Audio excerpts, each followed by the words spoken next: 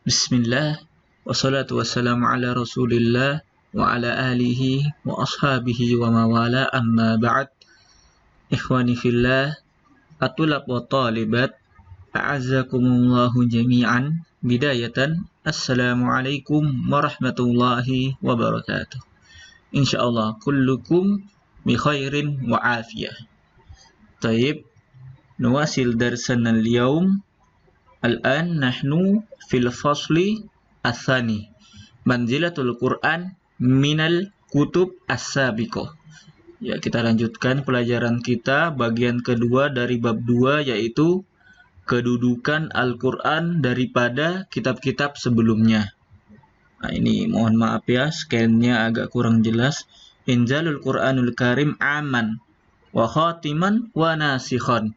Allah menurunkan Al-Quranul Karim, kitab kita ini secara umum ya, kepada seluruh manusia, tidak terkecuali mau dia orang hitam, mau dia orang putih, mau orang Asia, Eropa, Cina, Brazil dan lain sebagainya, semuanya harus mengimani Al-Quran. Wa khatiman, kitab yang terakhir ya, penutup para kitab. Wa nasikhan, menasihkan atau menghapuskan hukum-hukum kitab terdahulu. Wa muhaiminan, dan menjaga ajaran-ajaran ya, ajaran-ajaran Nabi terdahulu. Wa mahfuzun bihibzillahi ta'ala, dan tentunya kitab kita ini terjaga ya daripada penyimpangan dan perubahan. Wa min wajibatil iman bil kutub as-samawiyah wal imani bi anal Qur'anul azim khatamal kitab. Dan wajib kita imani bahwasannya kitab kita ini Al-Quran merupakan penutup daripada kitab-kitab.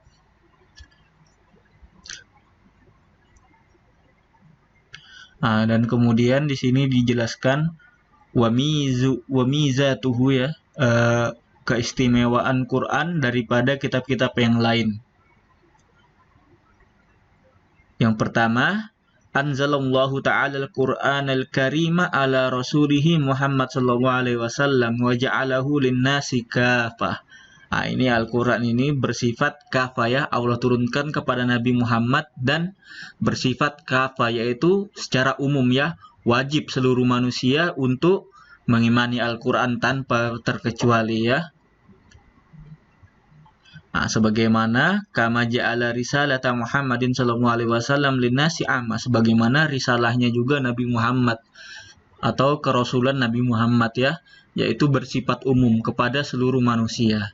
Kalau nabi-nabi terdahulu seperti Nabi Musa, Nabi Isa, Nabi Harun, Yahya itu risalahnya atau kerasulannya itu hanya di tempat tertentu ya, tempat di mana Nabi itu diutus. Kalau Nabi Muhammad tidak ya, risalahnya wajib ya, menyeluruh kepada seluruh umat ya, seluruh manusia. Dalilnya surah Saba ayat 82, wa ma arsalnaka illa kafatan linnas, dan tidaklah kami utus, yaitu Allah utus Nabi Muhammad kecuali apa? Untuk seluruh manusia, kafah. Basyirah wa nadhirah, memberi kabar bahagia dan peringatan. Walakin la aktsaron nasi la ya'lamun, akan tetapi kebanyakan manusia itu tidak mengetahui. Khatamallahu bi risalati Muhammad sallallahu alaihi wasallam an-nubuwat wa risalah. Allah jadikan Nabi Muhammad itu sebagai penutup para nabi ya, dengan nubuat ya, kenabian dan risalahnya. Tentu tidak ada nabi setelah Nabi Muhammad SAW. Kalau ada orang mengaku sebagai nabi, sebagai rasul, maka sudah pasti ya 100% dia adalah nabi palsu. Dan Allah jadikan Al-Quran sebagai kitab terakhir daripada kitab samawi dan penutupnya, sebagaimana firman Allah. Ini kurang lebih aja ya, yang pertama dan kedua ini. Akan tetapi Rasulullah khataman nabiyyin, kita langsung ke syahidnya. Akan tetapi Rasulullah adalah penutup para nabi ya. Wa kana Allahu bikulli syai'in alima, dan sesungguhnya Allah itu terhadap sesuatu mengetahui ya, mengetahui terhadap segala sesuatu. Ini dia hadis Nabi Muhammad SAW riwayat Bukhari dan Muslim. Beliau berkata, misli wa masalul anbiya, perumpamaan Nabi Muhammad dan perumpamaan nabi-nabi terdahulu ialah seperti seseorang yang membuat suatu rumah fa ahsanahu wa ajmala, yang memperindah dan mempercantik rumahnya tersebut. Kecuali satu tempat yang tidak diisi labina ya. Labina ini tempat untuk batu bata. Kecuali ada satu tempat yang kosong ya, kurang batu batanya ya, atau kurang bagiannya, min zawiyah, di satu sisinya. Faja'alan nas yatufuna bihi. Akan tetapi manusia itu ketika melihat rumah yang bagus tadi itu ya, manusia itu berkumpul dan memperhatikan bagian yang belum dibangun itu ya, atau belum diisi ya, tempat batu bata tadi itu. Wa yu'jibuna lahu, dan orang-orang heran dan mereka berkata, halan wudiat hadhil labina, andaikan suatu tempat yang belum dibangun ini, belum diisi ini akan diisi ya. Lalu Nabi Muhammad SAW pun berkata, fa'ana labina wa ana khatimun nabiyyin, dan Nabi Muhammad SAW yang mengisi tempat yang kosong itu ya, daripada bangunan itu, dan beliau adalah penutup para nabi. Seperti itu ya, Rasulullah penyempurna di suatu perumpamaannya, seperti rumah yang satu bagiannya itu tidak sempurna ya, ada yang kurang ya, dan Rasulullah SAW datang menyempurnakan rumah itu ya. Lalu yang ketiga, keistimewaan daripada Al-Quran. Ini Al-Quran nasikh lil kitab wa suhub asamawiyah asabiko, yaitu menghapus ya hukum-hukum yang terdapat di kitab dan suhub-suhub terdahulu. Dan dalil-dalilnya ialah satu, ini At-Taubah ayat 33, huwaladzi arsala rasulahu bil huda, dan dia Allah yang mengutus nabinya Nabi Muhammad dengan huda ya, maksudnya Al-Quran, wa dinil haq, dan agama yang benar, liyuzhirahu ala dini kulli, untuk melihatkan kepadanya agamanya secara menyeluruh ya, walau kalihal musyrikun, walaupun orang-orang musyrik itu membencinya. Ini dia penjelasannya, liyuzhirahu dinil haq ala sairil adiyan, untuk melihatkan agamanya, yaitu agama Islam, agama yang benar, terhadap agama-agama yang lain ya, agama-agama yang terdahulu. Binashihi iyaha, yaitu menghapus hukum-hukum yang terdapat di kitab-kitab terdahulu ya, hasbama taqtadihil hikmah, sesuai dengan hikmah yang terdapat di dalam Al-Quran. Kemudian dalil yang kedua, sabda Nabi Muhammad SAW an Aisyah, dari Aisyah radhiyallahu anha, man amila amalan laisa alaihi amruna fahuwa rad. Barang siapa yang beramal yang tidak ada contohnya dari kami, maka akan tertolak ya. Jadi semuanya wajib ikuti Al-Quran. Kalau dia mengikuti kitab-kitab terdahulu, maka tertolak ya, tidak sesuai dengan Al-Quran. Sebagian ajaran-ajaran kitab terdahulu itu masih ada sampai sekarang, dan sebagian sudah terhapus ya.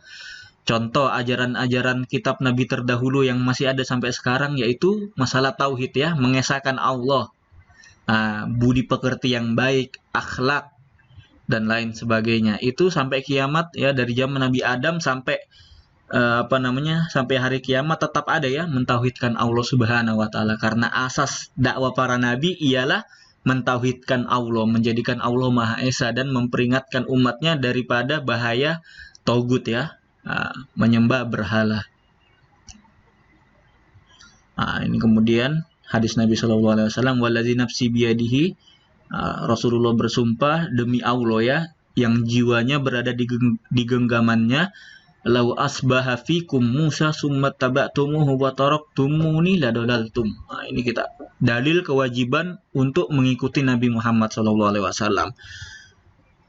Kalau ini artinya, kalau di pagi hari ya datang Nabi Musa, kemudian kalian mengikuti Nabi Musa, lalu kalian meninggalkan aku, yaitu meninggalkan Nabi Muhammad SAW, sungguh kalian telah tersesat. innakum hazzi minal umam, sesungguhnya kalian tuh bagian dari umatku. Wa ana khazzukum minan nabiyyin, sesungguhnya saya ini nabi ya, nabi untuk kalian. Hadis riwayat Ahmad. Nah ini walaupun Nabi Musa ya tetap dia mengikuti ajaran Nabi Muhammad SAW. Walaupun ada nabi ya yang datang setelah Nabi Muhammad, di hari di akhir zaman kelak akan datang siapa? Turun dari langit Nabi Isa alaihi salam, dan Nabi Isa ini ketika turun bukan menjadi nabi terakhir, tapi menjadi apa? Menjadi umat Nabi Muhammad SAW. Nah, kemudian dalil yang ketiga, ijma ya, kesepakatan para ulama ya. Nah, catat ijma artinya kesepakatan para ulama ya. Nah, ini ulamanya maksudnya sahabat, tabi'in, dan ulama-ulama lainnya. Nah, bahwasannya Al-Quran ini menghapuskan hukum-hukum yang terdapat di kitab sebelumnya. Li'annaha law lam takun nasihalaha la jazal amal biha.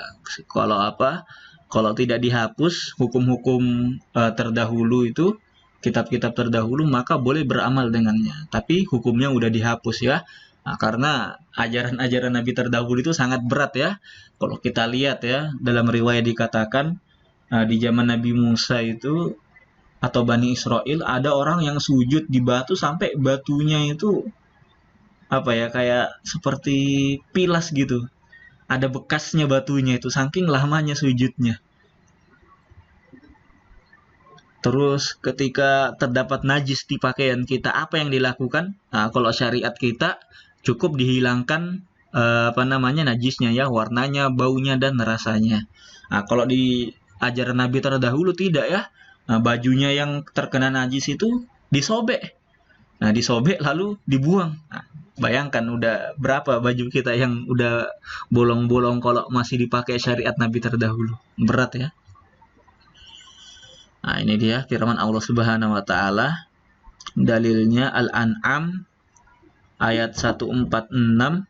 Wa 'alal ladzina hadu haramna kullu dzi dzufr. Nah, ini syariat terhadap kaum Yahudi ya. Nah, Allah haramkan kepada mereka itu yang memiliki kuku. Nah, ini ayam juga ada kukunya ya, berarti haram buat orang-orang Yahudi. Bayangkan beratnya syariat terdahulu ya.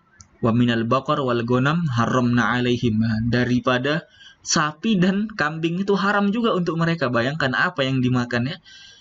Nah, dan juga syuhumuha illa kecuali dan juga diharamkan lemak-lemaknya ya, lemak-lemak sapi, tetelannya sapi itu haram bagi mereka, illa ma hamalat zuhuruha. Nah, kecuali yang ada di punggung-punggung dan di perut-perutnya kambing dan sapi itu, atau yang bercampur dengan tulang ya. Nah, bayangkan ya beratnya syariat-syariat umat terdahulu ya. Nah, makanya Allah hapuskan, gantikan dengan lebih yang baik. Nah, yang keempat daripada keistimewaan Al-Quran ialah Allah menjadikannya muhaiminan alal kutub as-sabiqah ay musaitiron alaiha. Allah jadikan Al-Quran sebagai penjaga daripada ajaran-ajaran kitab terdahulu. Maksudnya menjaga ajaran inti ya, yaitu ajaran tauhid, yaitu mengesahkan Allah Subhanahu wa taala. Wa raqiban lima fiha yukirrul haqqa wa yakshifu ma tara alaihi min tahrif wa taqyir. Ini Al-Quran ini meluruskan ya sesuatu yang diganti di kitab-kitab terdahulu ya, sebagaimana firman Allah Subhanahu wa taala. Ini kita langsung ke syahidnya aja ya, ke pembahasan intinya. Musaddiqul lima. Ini dia musaddiqul lima baina yadayhi, dan Al-Quran kami jadikan musaddiqul, pembenar ya daripada kitab-kitab terdahulu. Karena telah terjadi tahrif ya. Ajaran kitab-kitab terdahulu telah dirubah. Dan keistimewaan yang kelima ialah tukallafullahu azza wa jalla bihifzil Quran. Ini Allah Subhanahu wa taala mewajibkan ya pada dirinya sendiri untuk menjaga Al-Quran. Ini dia. Kalau Allah sudah jaga Al-Quran, berarti tidak ada yang bisa merubahnya. Beda dengan kitab-kitab terdahulu. Kalau kitab terdahulu ya udah dirubah, udah diganti semau para pendeta. Tapi kalau Al-Quranul Karim, Allah Subhanahu wa Ta'ala jaga sampai hari kiamat.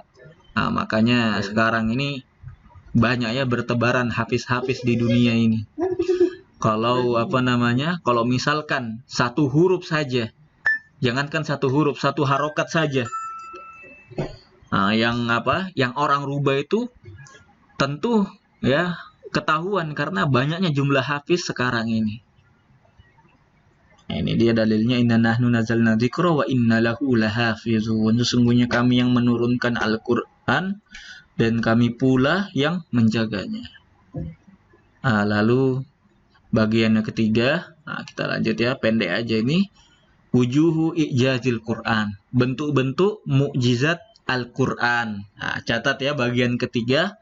Nah, ini penting ini, bentuk-bentuk mukjizat yang terdapat di dalam Al-Qur'an. Innama natahaddatsu 'anil Qur'anil Karim fala budda an nasta'ir annahu laisa min kalamil bashar. Nah, perlu kita ketahui, kalau kita berbicara tentang Al-Qur'an, ketahuilah bahwasannya Al-Qur'an itu bukan perkataan manusia. Bal huwa kalamullah, tetapi ialah kalamnya Allah, perkataan Allah. Al-munazzal ala Muhammad sallallahu alaihi wasallam al-muta'abbad bi tilawatihi. Yang turun kepada Nabi Muhammad dan mendapat pahala ketika membacanya, ya, muta'abbad, ibadah. Allazi a'jazal basar an yang mana manusia tidak bisa mendatangkan kitab seperti Al-Qur'an ini. Bal wala bisurah mim misli, walaupun satu surah ya. Anzala ilaihi liyakuna minhaj hayatina. Ini Al-Qur'an Allah turunkan agar menjadi minhaj, ya, jalan hidup kita. Wa tariqu izzana, dan jalan kemuliaan kita, wasabilu rafa'atna wajadna, yang jalan yang mengangkat derajat kita, ya. Intamasak dabi hadayna wa nasrana. Jika kita berpegang teguh kepada Al-Qur'an, maka kita akan mendapat hidayah dan pertolongan. Wa in faradna fihi khadalana wa hazamna. Apabila kita tinggalkan Al-Qur'an, maka khadalana wa hazamna, kita akan merugi dan kalah, ya. Ini dia bentuk-bentuk mukjizat di dalam Al-Qur'an. Tamassala wujudul Qur'an bimayali. Nah, ini dia bentuk-bentuk ijazul Al-Qur'an. Di sini disebutkan hanya beberapa, ya. Hanya 5 biji. Sebenarnya lebih daripada ini, ya.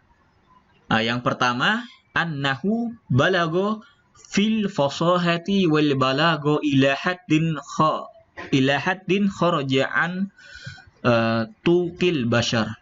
Bahwasannya Al-Qur'an itu mencapai tingkat fasoha, ya, kefasihan dan balago di luar nalar manusia. Nah, yang pertama yaitu Al-Qur'an memiliki tingkat kefasihan, ya, tingkat fasoha dan balago di luar nalar manusia. Ini orang Arab semua mengakui bahwasannya Al-Qur'an itu, ya, merupakan kitab yang paling fasih, paling balik, ya, paling balago.